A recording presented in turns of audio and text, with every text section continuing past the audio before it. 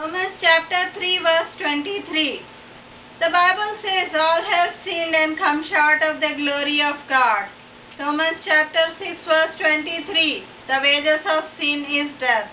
The Bible says all have sinned and come short of the glory of God, and the wages of sin is death. We find in the Bible about a person whose name was Judas Iscariot. We find that he was a disciple of Lord Jesus Christ. He was with Jesus for 3.5 years. He walked with Jesus. He ate with Jesus. He was with Jesus for all these years, and he heard many messages of Jesus. He heard many good teachings of Jesus Christ. But there was little sin going with him, and little stealing was going on, and he failed to address this issue, and this little habit turned into a big habit. First of all, when he did little stealing, he had money bag with him, and when he took money out of it, he might have thought, nobody is noticing, nobody knew what he was doing. And then he did the second time, and he might have thought, nobody is knowing it, nobody is noticing it, and this habit grew and grew, and we find that Bible says that finally he betrayed Jesus for 30 pieces of silver.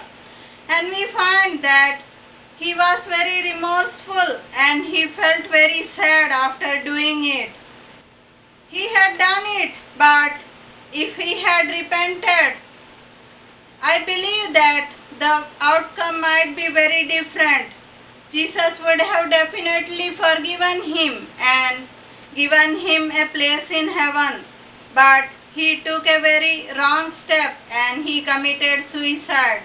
And he ended his life in a very pathetic manner. Here we find that everything started with a small stealing habit.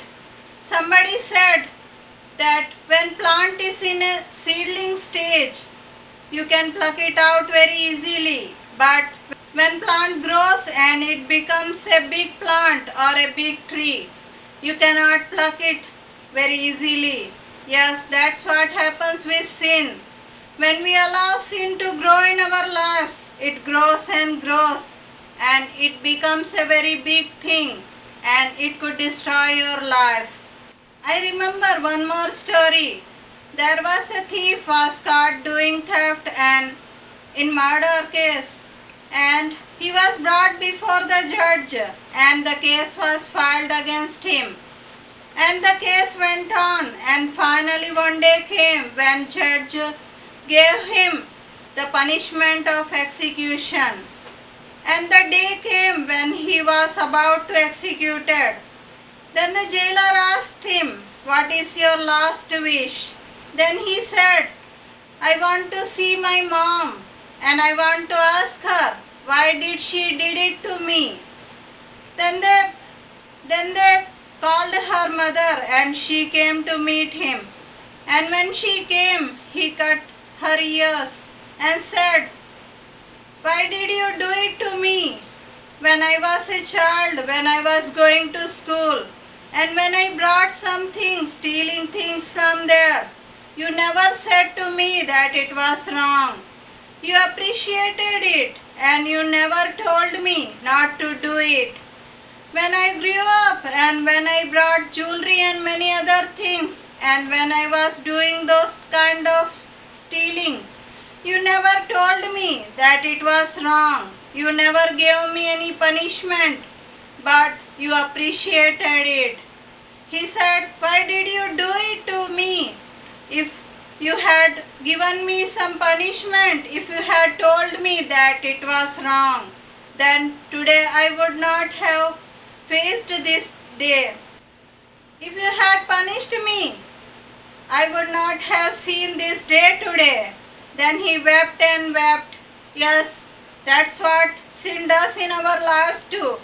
When we allow little sin to grow, it grows and becomes a big sin, and it could destroy our lives.